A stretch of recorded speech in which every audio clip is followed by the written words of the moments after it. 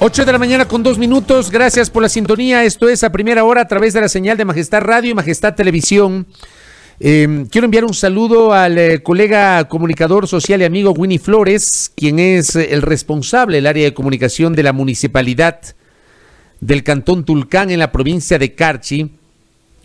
Hay un comunicado en el contexto justamente de las resoluciones adoptadas en las últimas horas por parte de las autoridades locales, luego de que se echó abajo el estado de excepción. Hubo resoluciones ayer por parte del COE Nacional, que recién el día de hoy a las 9 de la mañana van a ser comunicadas, explicadas, aclaradas por parte de las autoridades, pero cada municipalidad está adoptando justamente en el ámbito de sus competencias algunas decisiones.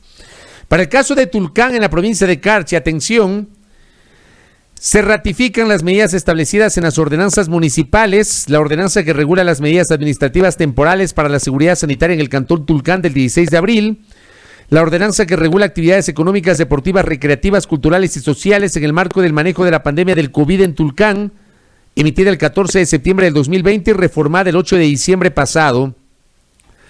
Se mantiene la emisión de certificados de bioseguridad, documento indispensable para el funcionamiento de establecimientos comerciales.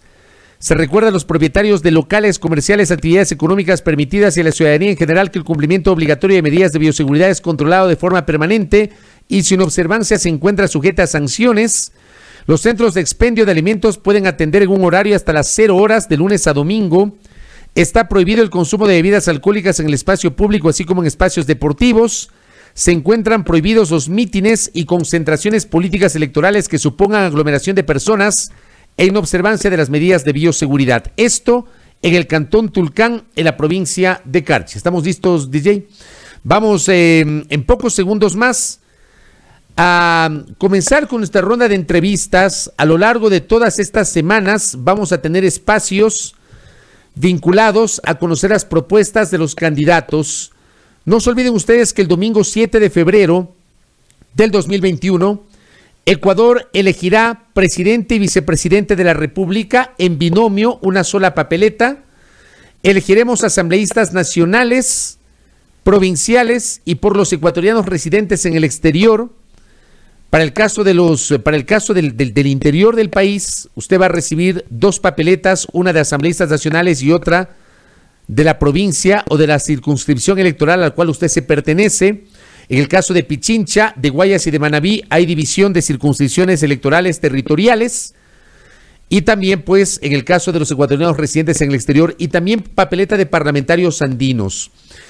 Esta será la primera vez desde el año 1996, que fue la última ocasión en la que los ecuatorianos elegimos en plancha.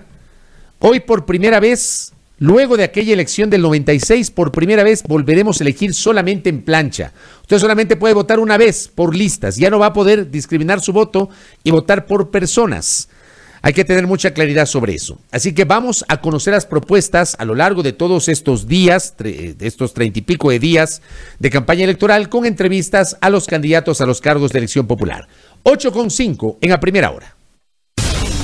2021. Año de elecciones. El 7 de febrero, Ecuador decidirá su destino. Es preciso conocer los planes de trabajo de los candidatos para que los votantes tomen una decisión informada. En A Primera Hora, Destino 2021. Destino 2021.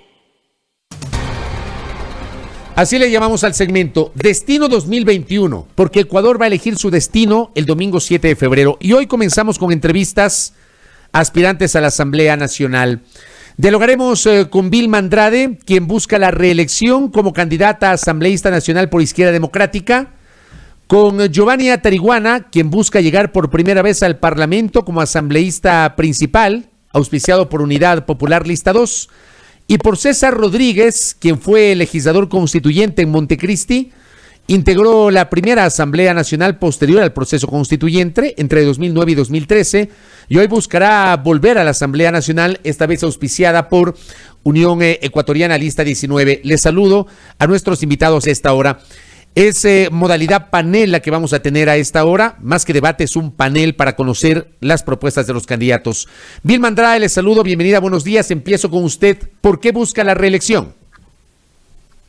Muchas gracias, buenos días, un saludo afectuoso a toda la audiencia y un gusto compartir con Giovanni Atariwana y con César Rodríguez este panel. Bueno, primero decirle que yo vengo de una participación y una trayectoria política activa. Ustedes conocen, he sido concejala, he sido vicealcaldesa, igualmente lideré el proceso de refundación de Izquierda Democrática luego que Izquierda Democrática perdiera su registro en el año 2009, el partido fundado por Rodrigo Borja Ceballos. Por eso el partido me permitió liderar la lista nacional y con centenares de miles de apoyos llegué a la Asamblea Nacional. Hoy estamos en un proceso de consolidación del partido, estamos sobre todo en muchas de las provincias con jóvenes que han asumido este reto de representar los anhelos de justicia social con libertad en el Ecuador. En ese sentido, fue un pedido unánime de toda la dirigencia y militancia del partido para que continúe en un trabajo en la Asamblea, sobre todo enfocado en lo que ya he venido trabajando, en apoyo a los emprendedores, en apoyo a la lucha por la equidad y por la igualdad para las mujeres, igualmente por la erradicación y la lucha contra la corrupción, y vamos en este proceso combinando experiencia y juventud. Es indispensable ahora mismo que Izquierda Democrática ha presentado a Javier Hervas como su candidato presidencial, un emprendedor que ha empezado desde cero, como empiezan todos los ecuatorianos, pero que con mucho esfuerzo y sacrificio se ha convertido en un agroexportador. Ese modelo que queremos nosotros proponerle al Ecuador, un modelo, dejar de lado el extractivismo, irnos a un modelo de desarrollo enfocado en la agroindustria y la agroexportación, es la que requiere justamente esta dualidad. Él no es una persona del ámbito político, él es realmente que viene más bien de una participación como emprendedor y como artesano, panificador, inclusive en sus inicios, y en esta combinación es que asumo el reto de liderar la lista nacional de Izquierda Democrática. Correcto. Ahora le pregunto a César Rodríguez, quien fue constituyente, quien integró la Asamblea Nacional de 2009 a 2013, quien dejó Alianza País en su momento, su salida de Alianza País no estuvo exenta de la polémica. ¿Por qué quiere hoy volver a la Asamblea Nacional como legislador nacional, en este caso por una orientación política diferente, la de Unión Ecuatoriana? César Rodríguez. Muy buenos días, gracias por la posibilidad de estar en su programa y saludar a mis contertulios, a Vilma y a Giovanni. Quisiera iniciar esta presentación saludando al pueblo ecuatoriano y deseando los parabienes y el éxito en este nuevo año 2021 para todas las familias. Creo que el proceso político que vive el Ecuador demanda la participación de todos los actores políticos que están comprometidos con el Ecuador, y en la medida en que hay propuestas alternativas a la situación actual que vive nuestro país, he asumido el desafío de presentar mi candidatura a la Asamblea Nacional con el respaldo de Unión Ecuatoriana Lista 19. Queremos aportar en una crisis política en la que se ha degradado el prestigio de la política, aportar para recuperar la credibilidad de una Asamblea Nacional que tiene que volver por sus fueros de legislar y fiscalizar en función de la mayoría de los ecuatorianos. Giovanni Atariwana, corrígame si estoy equivocado, ¿usted alguna vez fue legislador alterno o no? Sí, Fabricio, muy buenos días. ¿Cómo le va? Estuvimos de Montecristo también. Recuerdo, por eso en la presentación yo decía quiere llegar por primera vez como legislador titular, porque no lo recuerdo como principal, pero sí como alterno. ¿Por qué quiere llegar a la Asamblea Nacional, Giovanni Atariwana? Muy buenos días, Fabricio, un fuerte abrazo. Es un placer compartir este espacio con Vilma, con César. Es necesario cambiar la historia del país. Llegó la hora del pueblo. Se trata de que los ecuatorianos y ecuatorianas necesitamos un cambio con urgencia. Los problemas del hambre, de la pobreza, de la falta de empleo, de la falta de acceso a educación necesitan soluciones. Nosotros estamos seguros que Yacu Pérez va a ser el próximo presidente del país y ese gobierno popular requiere las herramientas jurídicas, las leyes, las reformas que permitan cumplir ese programa de gobierno. Por eso es que las mujeres y los hombres de Unidad Popular, las listas 2, estamos empeñados en jugar un papel en la próxima asamblea. Se trata de llevar propuestas concretas en el ámbito de la producción, de reactivación productiva, de reformas tributarias para bajar el IVA, obviamente de una nueva ley de educación superior, defender la seguridad social. Nosotros representamos lo mejor del movimiento popular organizado. 150 organizaciones avalan nuestras listas en todas y cada uno del país. Somos gente de a pie, gente honesta, gente que no se ha arrugado frente a los corruptos y por tanto somos una alternativa de cambio. Correcto, les he escuchado, nuestra audiencia ha escuchado tanto a Giovanni Atariguana cuanto a Vilma Andrade hablar de sus candidatos presidenciales. En el caso de Vilma Andrade, Javier Hervás, de la lista 12, y en el caso de Giovanni Atariguana, de Yacu Pérez, que tiene el apoyo de la Unidad Popular. Pero no le escuchamos a César Rodríguez mencionar al candidato de Unión Ecuatoriana. ¿Se ratifica esa distancia que ustedes anunciaron, César Rodríguez, hace pocos días, en el sentido de que Unión Ecuatoriana no respalda la candidatura de Giovanni Andrade? Mahatma Gandhi decía que los hombres más peligrosos son los mentirosos. Nosotros nos hemos topado con un mentiroso que ha falseado la verdad desde su título académico, que no lo tiene, como representante de una cámara de minería ecuatoriana chilena que no existe y que ha copiado su plan de gobierno. Esa persona no puede representar, no puede ser candidato y peor presidente del Ecuador. Asumiendo el costo político que eso significa, nosotros hemos marcado distancia y le hemos quitado todo el apoyo a una persona que no tiene la probidad notoria para ser candidato, y por esa razón nosotros no tenemos candidato presidencial. ¿Y podrían respaldar implícitamente otro candidato, César? En este rato la decisión es no tener candidato presidencial y en este momento no tenemos ninguna alternativa propia desde la organización política Unión Ecuatoriana Lista 19. Correcto. Vilma Andrade, usted está terminando este periodo legislativo como asambleísta nacional y busca la reelección. ¿Cómo evalúa este paso? El paso suyo no ha estado exento de la polémica. A usted le han acusado y a su organización política de respaldar al gobierno del presidente Lenín Moreno, de no tener claridad ni consistencia ideológico-política. Hay algunos sectores de la sociedad que le han cuestionado a usted por aquello. ¿Qué le responde en este momento que está buscando la reelección, Vilma?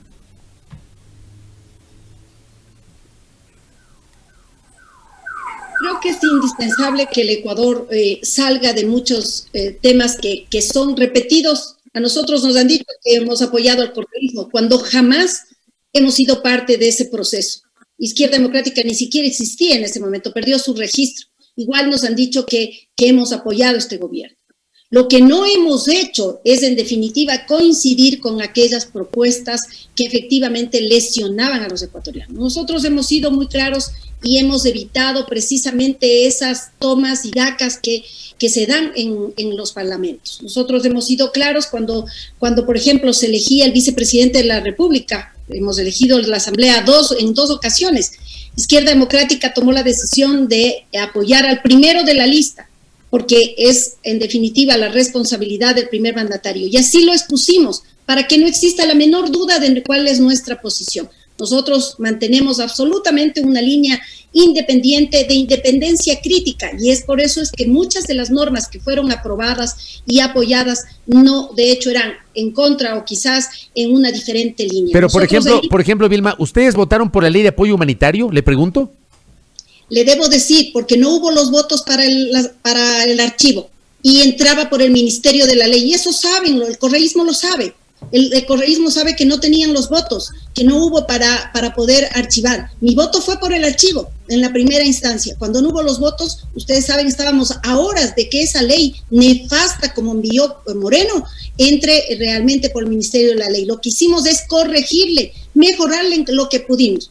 De que no se suban las tarifas eléctricas, que se dé posibilidades de renegociación de los créditos, e igualmente la estabilidad para el sector de salud, para los médicos y las enfermeras que siguen luchando efectivamente por tener su contratación, igualmente para que no se dé la pensión vitalicia a los presidentes y expresidentes corruptos. Ahí logramos que no haya el desahucio. Igualmente que la aplicación del artículo 205 del Código Laboral, que desgraciadamente fue mal utilizado por varias empresas que despidieron en forma masiva a sus trabajadores y que ahora por eso se encuentran en procesos legales, y que seguramente los ganarán porque la fuerza mayor fue determinada de forma inadecuada. En ese sentido, lo que queríamos sí es estabilidad en el sentido de que haya un acuerdo con el empleador, tomando en cuenta que hay pequeños talleres, hay pequeños negocios que tienen 2 y 3 empleados, por supuesto tienen que llegar a un acuerdo, pero abriendo sus cuentas, demostrando que no tienen liquidez para poder llegar, si fuera el caso, a una disminución del salario. Igualmente, mi defensa al Seguro Social, y eso el país lo conoce, fue dura, fue la voz de Izquierda Democrática la que no permitió que el Seguro Social sea convertido en una dependencia del gobierno como pretendían, porque se señalaba de que en caso de crisis fiscal y cuando no hay crisis fiscal en un gobierno, se puedan tomar los dineros de la seguridad social. Fue la voz de Vilma Andrade, y hay que decirlo, la mía, con textos absolutamente claros y alternativos que impidió que este gobierno le convierta a la seguridad social en una dependencia del Ministerio de Economía. Esa lucha que la hicimos igualmente con el ISFA, porque del IES no apareció una alma, pero tenemos una propuesta ahora, tenemos que ir a un cambio integral a la ley de la seguridad social para que sean los jubilados, los afiliados, que son los dueños efectivamente de esa institución, los que manejen y lo hagan de manera técnica. Hay que despolitizar a la seguridad social, ese es nuestro compromiso, y en nuestro plan de gobierno, que es un plan totalmente estructurado, no solamente reconocido por organismos de prensa, sino inclusive por organismos internacionales, como el plan de gobierno íntegro, que aborda toda la problemática social y económica del país y propone cambios profundos, importantes y realizables. Correcto. En ese sentido, nuestra propuesta es ir a esa reforma para despolitizar el IES, y ahí solamente, permítame, Fabricio, en este momento hay alrededor de 3,000 millones de dólares inoficiosos en el Banco Central del Seguro Social. Esos dineros proponemos con Javier Hervas, nuestro candidato presidencial, que puedan servir como un fondo de reactivación económica a través de entrega de créditos quirografarios, hipotecarios y también, ¿por qué no? Hay que ir a una reforma para entregar créditos productivos a largo plazo con intereses adecuados a lo que requiere nuestra economía y no estar esos dineros inoficiosos sin ninguna rentabilidad en este momento en el Banco Central. Correcto. No se me extiendan mucho para poderles preguntar y que todos tengan la oportunidad y el mismo espacio. Por favor, les quiero pedir. Giovanni Atariguana, sobre esto que acaba de decir Vilma Andrade. A ver, Vilma Andrade ha mencionado 2 temas que usted también mencionó en su primera alocución, Giovanni, que tiene que ver, por ejemplo, con el tema de seguridad social, pero también le añado el tema de la ley de fomento productivo, y empiezo por esto último. Si usted llega a la Asamblea Nacional, ¿usted podría proponer la derogatoria de la ley de fomento productivo o de la ley de apoyo humanitario, o una reforma a la ley de apoyo humanitario, Giovanni? La ley de apoyo humanitario no tiene nada de humanitario. Ha permitido, y esos son los hechos, el despido de cientos de miles de trabajadores sin liquidación. El personal de salud sigue siendo despedido, no hay estabilidad. Médicos y enfermeras, a los cuales se les trató de héroes, simplemente están yendo a la desocupación. Nosotros lo advertimos, la moratoria en cuanto al cobro de servicios básicos era insuficiente. Millones de hogares ecuatorianos han perdido sus ingresos, sus trabajos, los pequeños comerciantes. Y en estos meses, lamentablemente, han comenzado los cortes de luz, de agua y de teléfono. Obviamente, esa ley debe ser derogada. Pero vamos más allá. Lo que se trata es de ubicar alternativas para que el pueblo ecuatoriano, que es un pueblo trabajador, tenga precisamente la posibilidad de llevar el pan a su mesa. Eso plantea un fomento productivo donde tengamos crédito barato y a largo plazo desde la banca pública. Eso pasa por fortalecer Ban Ecuador, por supuesto, no permitir la privatización del Banco del Pacífico y convertir al Banco del IES en un banco de primer piso que pueda contribuir precisamente a dinamizar la economía. Se trata también de poner el cascabel al gato. Hay que bajar las tasas de interés de la banca privada. Fabricio, en dolarización, 32%, en microcréditos, es una tasa de usura. ¿Cómo bajamos las tasas de interés, Giovanni? Porque ese es un tema que se ha hablado durante mucho tiempo. No se pueden bajar las tasas de interés por decreto. ¿Cómo lo hacemos? Ese es el discurso de Asobanca. Acaban de decir que pobrecitos han ganado solamente 250 millones. Han dejado de ganar unos 50 millones menos que el año pasado. Pero mientras los hogares ecuatorianos ven recortados sus ingresos, la banca efectivamente es una institución boyante. No se puede permitir. Y hay varias formas, Fabricio. La una, fortalecer la banca pública. La otra, poner a competir al mayor banco nacional, que sería el banco del IES, por supuesto. Y se trata también de algunas reformas a la ley de régimen monetario. Hay un último reglamento donde prácticamente se privatiza por parte de los banqueros quién fija las tasas de interés. Eso es un tema fundamental. Pero adicionalmente es necesario, Fabricio, una reforma tributaria para poner un impuesto a las grandes fortunas. Aquí los que más tienen más deben aportar. Y por supuesto hay que bajar al menos 2 puntos en el impuesto al valor agregado, para que la gente que compra un pantalón, una camisa, un jabón, pueda comprar algo más, los comerciantes puedan vender algo más. Por esa vía podemos recuperar en la economía real, rehabilitando efectivamente el empleo, 800 millones al año. Incluso mejoraría la recaudación. Correcto. César Rodríguez, una de las asignaturas pendientes del proceso constituyente y postconstituyente, del cual usted fue parte en su primer momento, en su primera etapa, pero resulta que es una de las asignaturas pendientes desde 12 años, desde el año 2008. Casi 13 años. Una asignatura pendiente es una nueva ley de seguridad social. ¿Por qué el país no cuenta con una ley de seguridad social acorde a la Constitución vigente, César Rodríguez?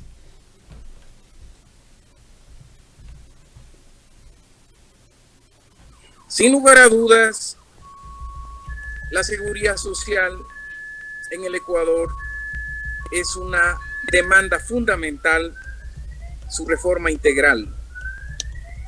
Y creo que eso pasa porque haya un acuerdo nacional respecto a que el Estado ecuatoriano no debe tener sus manos en la dirección de la seguridad social ecuatoriana, usándolo tradicionalmente como botín político y como una estructura funcional a sus intereses y no en función de los dueños de los recursos económicos que son los trabajadores y jubilados del Ecuador. Usted ahí, por ejemplo, no si me permite, César, si me permite interrumpirle, usted entonces está de acuerdo con lo que decía Vilma Andrade hace minutos, de que hay que apuntalar una reforma que permita garantizar la autonomía en la dirección del Seguro Social. Totalmente de acuerdo, por eso creo que hay que hacer un gran acuerdo nacional. La seguridad social tiene que sacar al Estado, el mayor deudor de la seguridad social, como el que siga saqueando a la seguridad social del Ecuador. Ese es un acuerdo imperativo. Si no resolvemos el tema de la seguridad social en el Ecuador, en 5 o en 10 años, los jubilados que han trabajado 20, 30, 40 años ahorrando todos los meses, van a encontrarse con que ni siquiera tienen una institución que garantice una jubilación digna para sus años finales. Eso no puede seguir en el Ecuador. Por lo tanto, en esa ley yo creo que se pone a prueba la necesidad de que todos los actores sociales, más allá de la ideología, más allá de los partidos políticos, pensemos en el Ecuador del futuro y garanticemos que la seguridad social se convierta en el instrumento fundamental de garantía de calidad de vida para los trabajadores, para los jubilados y un puntal fundamental para la viabilidad económica del Ecuador. Coincido con Giovanni, el BIES tiene que asumir un rol absolutamente diferente al que tiene hoy. No puede ser posible que en el Ecuador estemos atrapados por el interés particular de un grupo de banqueros que han convertido al Ecuador en un gueto privado. Hay que abrir la competencia internacional en la banca ecuatoriana. Es la única manera de enfrentar el manejo perverso de los intereses en el Ecuador. No resiste una economía dolarizada el sistema de intereses que impone la banca ecuatoriana. Por lo tanto, una ley de fomento productivo que abra la competitividad en el tema bancario va a ser fundamental en el próximo periodo legislativo. Correcto. Me queda muy poco tiempo. Les pido unas respuestas puntuales. Les voy a hacer uno a uno un par de preguntas que tengo en el tintero. Vilma Andrade, ¿qué hacemos con el acuerdo con el Fondo Monetario Internacional? Respuesta puntual, por favor. Bueno, primero decir que nosotros no estaremos jamás de acuerdo en que se sube el IVA, porque el acuerdo es que se aumenten los ingresos. Pues tenemos claramente con nuestro candidato presidencial Javier Hervas de dónde se tienen que sacar los recursos. Primero, modernizar y transparentar lo que es el sistema de importación en el Ecuador. Ahí se pierden 2.000 millones en la subvaloración, en la defraudación aduanera.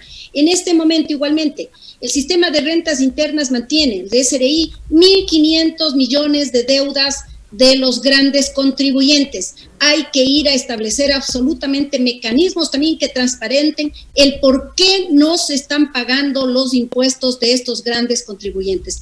Los recursos existen y efectivamente no podemos aceptar de ninguna manera que se impongan más impuestos a los ecuatorianos. Nosotros hemos dicho IVA cero al sector turístico, que ha sido el más golpeado en esta pandemia y que sigue siendo golpeado. Eso nosotros queremos establecer claramente y sobre todo que sea transparente, porque no se ha transparentado las condiciones del Fondo Monetario. Estamos suponiendo que le quieren meter mano a la seguridad social. Ahí está el ahorro de los ecuatorianos, 300 millones de dólares son a través de los pagos de las afiliaciones. Hay que ampliar más bien la contribución y para eso hay que salir de este modelo extractivista que solo beneficia a los políticos en las grandes contrataciones, concesiones mineras. Hay que salir de eso. Ahí ese beneficio solamente ha estado en ese grupo político. Ahora hay que ir a darle el dinero realmente a través de la producción. Vamos a un nuevo ley de desarrollo agrario, a un código de desarrollo agrario que permita políticas absolutamente claras de seguridad, de nueva zonificación agrícola, seguro agrario, sistema cooperativo para las unidades familiares, para que puedan competir de mejor manera, tecnología, semillas mejoradas, sistemas de riego, infraestructura. Tenemos todo un modelo nuevo de comercialización con apertura, por supuesto, de mercados y lógicamente llegar a la industria agrícola y al sector agropecuario. A través de eso, miren, en este momento el Ecuador va a recibir por la venta o la exportación del banano, va a recibir más recursos que por la venta del petróleo. Es decir, como Izquierda Democrática estamos enfocados claramente y además con el líder que puede llevar adelante este cambio de modelo de desarrollo, que es Javier Hervas, porque conoce efectivamente lo que hay que hacer en el agro para podernos convertir en una potencia agrícola. Correcto. Giovanni, de acuerdo no con el fondo, ¿qué hacemos con el acuerdo con el fondo? En la próxima asamblea, ¿qué debería ocurrir con eso? Fabricio, en el gobierno de Yacu Pérez gobernará el pueblo, no gobernarán ni los banqueros, ni los corruptos, ni el Fondo Monetario Internacional.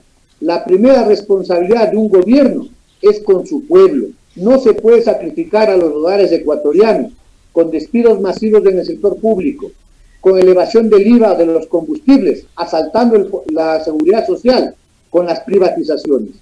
Ese acuerdo evidentemente se ha firmado a espaldas del pueblo, por un gobierno que además no tiene legitimidad alguna y que es responsable de la actual debacle económica. Alternativas existen suficientes, empezando por cobrar los impuestos a los grandes evasores.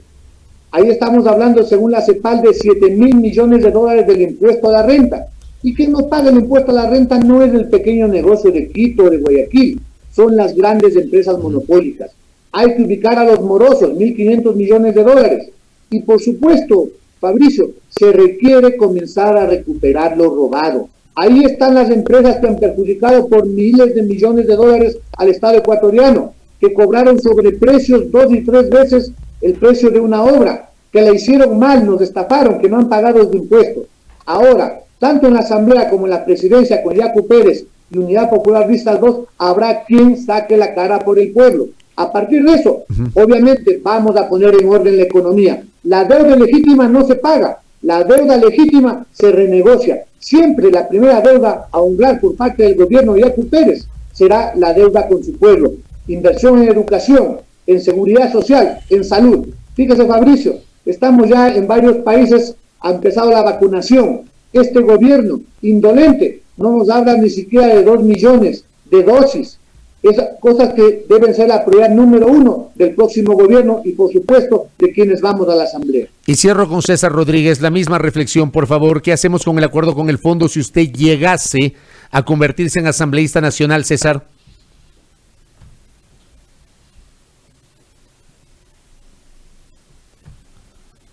Está sin audio, César, no le escuchamos.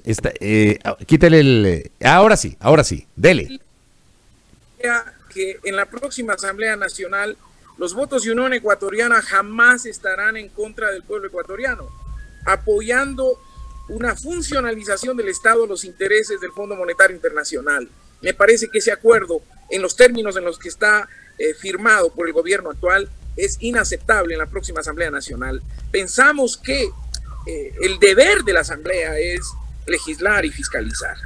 Y creo que una de las tareas fundamentales del próximo periodo legislativo es hacer un esfuerzo de limpiar la basura legislativa que tenemos en el actual andamiaje jurídico ecuatoriano. Normas que no facilitan la vida de los ecuatorianos, normas que hacen complicar la vida de los ecuatorianos, que han creado una parafernalia de tramitología en el Ecuador. Vamos a la simplificación de las leyes, vamos a la simplificación de normas que faciliten el emprendimiento en el Ecuador. No puede ser que un emprendedor tenga que pasar más de 14 trámites en la primera norma y las normas secundarias de los consejos municipales, la cola continúa en mayores trámites aún.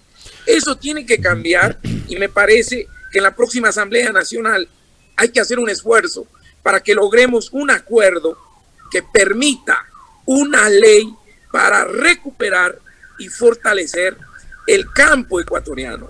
No es viable la economía ecuatoriana con un campo abandonado, con agricultores, con productores, ganaderos que tienen hoy una leche que ni siquiera justifica el precio de producción mínimo. No puede ser posible campesinos que entregan su producción a una intermediación inmisericordia y perversa. Tiene que haber una normativa que regularice esta falta de atención al campo. En la próxima Asamblea Nacional se entregarán los mejores esfuerzos para acabar estas distorsiones que están generando un país urbano y un país rural diametralmente opuesto, diametralmente abandonado. Correcto. Les quiero agradecer a los tres: a Vilma Andrade, candidata a asambleísta nacional por Izquierda Democrática; a Giovanni Atariguana, candidato a asambleísta nacional por Unidad Popular Lista 2; a César Rodríguez, candidato a asambleísta nacional por Unión Ecuatoriana Lista 19. Gracias por esta aproximación breve pero interesante sobre las propuestas que tienen ustedes en caso de llegar a la asamblea. Muchas gracias a nuestros invitados. Esto es Destino 2021 por Majestad Radio y Majestad Televisión.